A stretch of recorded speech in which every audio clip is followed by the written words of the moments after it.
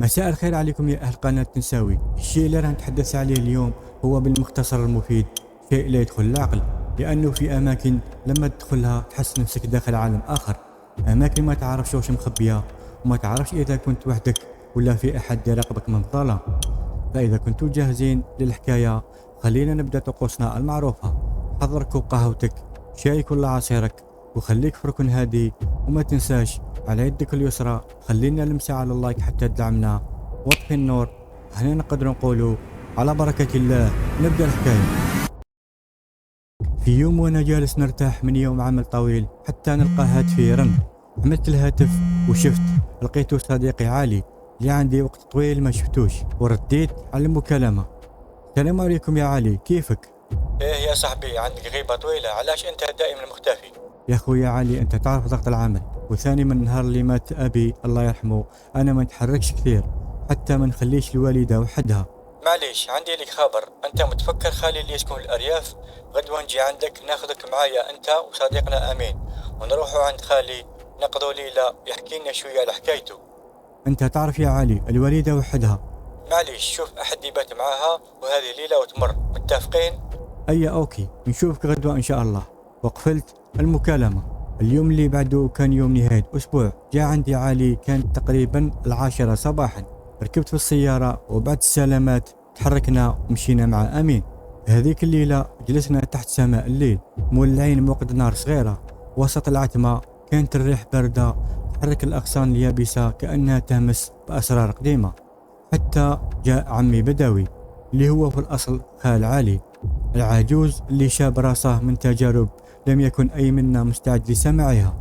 ولع سيجارته، سحب منها نفس طويل ثم نفخ الدخان في الهواء وكأنه يخرج شيء أثقل من مجرد الهواء، وعينيه شردت بلا شيء كأنه يشوف حاجة يشوفها هو وبس. نظر لنا بعينين أرهقهما الزمن ثم قال بصوته الهادي: سمعتوا يا أولادي بلعنة المشرحة؟ في هذه اللحظة تبادلنا النظرات وضحك أمين اللي لا يؤمن بالخرافات. بعدها أدرت رأسي لعمي بداوي وقلت له: يا عمي بداوي هذه مجرد قصص حتى تخوفونا وإحنا صغار. ابتسم عمي بداوي ابتسامة خفيفة ثم رمقنا بنظرة جعلت القشعريرة تزحف على أذرعنا، وبدأ يتكلم اللي لهجته مثل لهجة الصعايدة في دولة مصر الشقيقة. أنا شغال في المشرحة بتاع المستشفى الحكومي القديم، حياتي كلها مع الموتى، بين الجثث الباردة وبين الأصوات اللي محدش يسمعها غيري.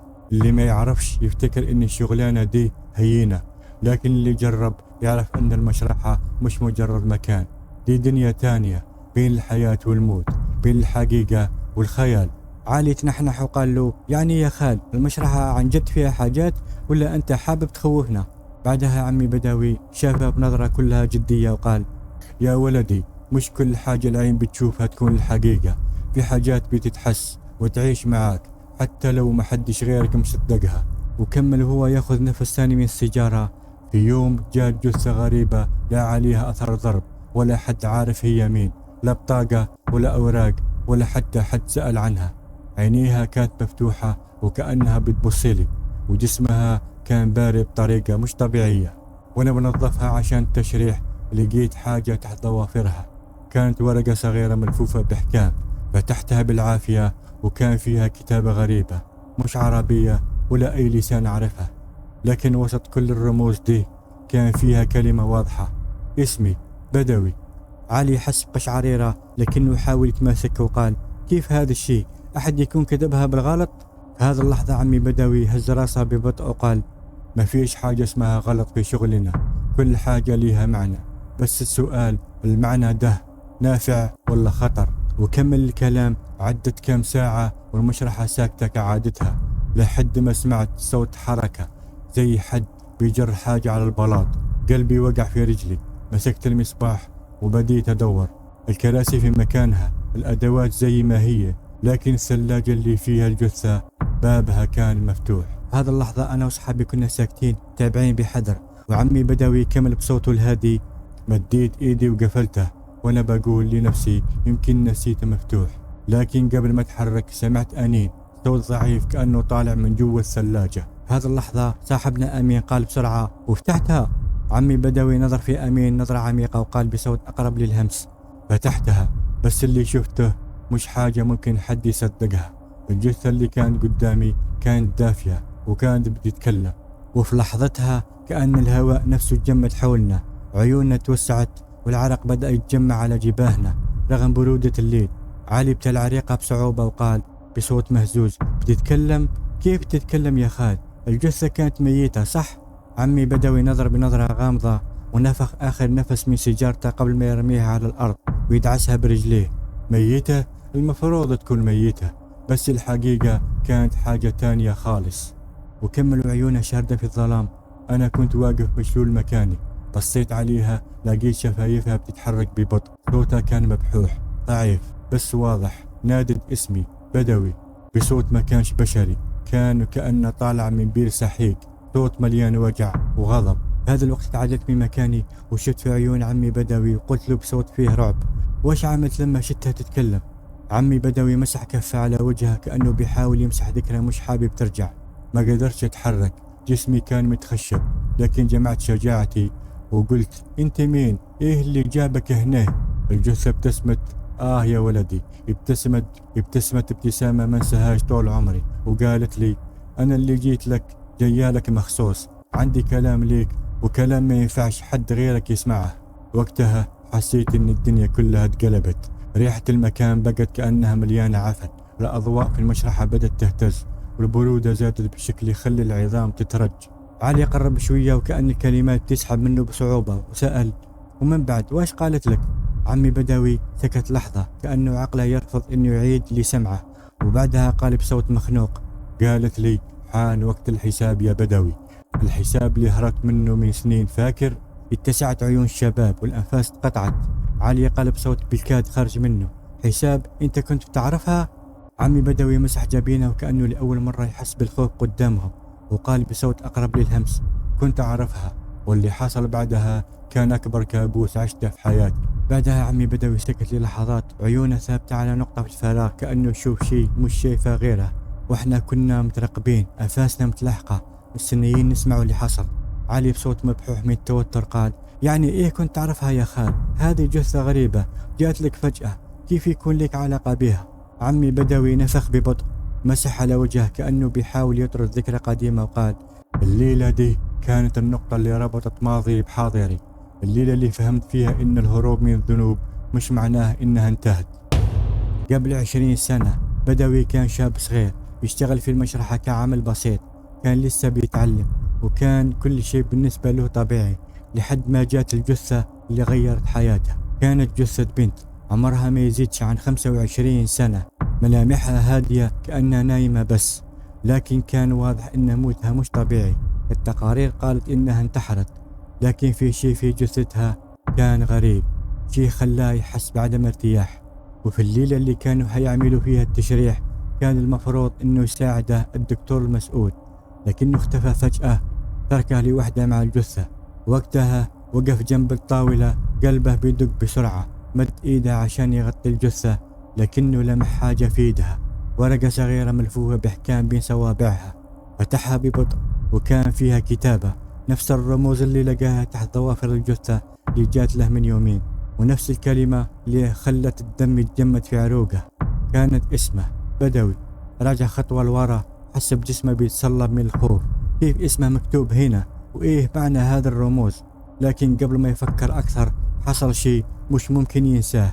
الجثة حركت إيدها وكان واضح إنها تشنجات عضلية، لكنه حس إنها مش مجرد حركات عشوائية، كانت بتحاول تمسك إيده وكأنها بتحاول تقول له شيء.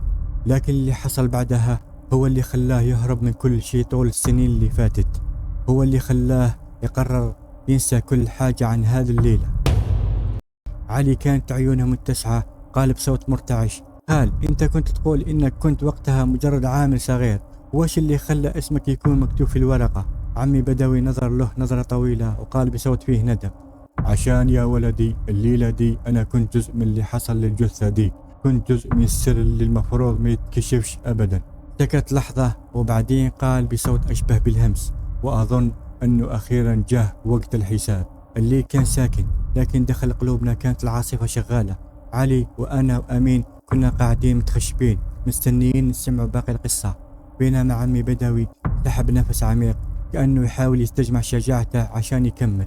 أنا في لحظتها كسرت الصمت وقلت: كيف كنت جزء من اللي حصل؟ واش معناته يا عمي بدوي؟ أنت اللي قتلتها؟ عمي بدوي رمقني بنظرة غامضة قبل ما يقول بصوت هادي لكنه مليان ثقل: لا، لكني كنت موجود وسكت. قبل 20 سنة بدوي كان واقف جنب طاولة تشريح، قلبه بيدق بسرعة وهو ماسك الورقة اللي فيها اسمه. حس إنه في حاجة غلط، حاجة أعمق من مجرد جثة ثانية جات المشرحة. الدكتور المسؤول اللي كان معروف بين الناس بقسوته وبرودته دخل المشرحة فجأة، ووشه كان عليه نظرة ما شافهاش قبل كده. أنت لسه هنا يا بدوي؟ كنت فاكر إنك روحت. بدوي بلع ريقه وقال: كنت هنظف المكان قبل ما امشي. الدكتور قرب من الجثة، بص عليها للحظة وبعدين رفع عينه لبدوي وقال: اسمع يا ولدي، الليلة دي ما شفتش حاجة وما سمعتش حاجة وما لمستش حاجة، مفهوم؟ بدوي حس برجليه بترتج، لكنه سأل بصوت هادي: بس يا دكتور، الجثة دي شكلها مش طبيعي، ايدها فيها ورقة عليها اسمي، ازاي؟ الدكتور مد ايده وخطف الورقة من ايده وبكل برود مزقها لقطع صغيرة قبل ما يحرقها بولعة كانت في جيبه. اهو دلوقتي ما فيش دليل عن اي حاجة، امشي يا بدوي وانسى الليلة دي. وفي النهاية عمل الحاجة الوحيدة اللي قدر عليها وقتها، خرج من المشرحة وترك كل شيء وراه. علي كان بيهز راسه بعدم تصديق، يعني هذه الليلة كانت بداية كل حاجة؟ عمي بدوي ابتسم ابتسامة حزينة وقال: الليلة دي كانت أول خطوة في طريق ما كانش ليه رجعة، لأنه بعد كام يوم الدكتور المسؤول اتقتل. الشباب شهقوا في نفس الوقت، عيونهم اتسعت، وعلي قال بسرعة: اتقتل؟ كيف يعني؟ مين اللي قتله؟ عمي بدوي نظر له نظرة باردة وقال: الجثة اللي تركناها في المشرحة اختفت، وبعدها بيومين لقينا الدكتور مقتول في أوضته بنفس الطريقة اللي ماتت بيها البنت. علي حس برعشة ثارت في جسمه وقال بصوت مهزوز: طيب وانت ليش عشت؟ في هذا الوقت عمي بدوي شرد بعينيه في العتمة قدامه وقال: أنا هربت، كنت بفكر طول السنين اللي فاتت إني هربت من الليلة دي، لكن لما شفت الجثة اللي جات لي من يومين وعرفت إنها عارفة اسمي فهمت إني غلطان. الحساب لسه ما خلصش وهو دلوقتي بيدور علي.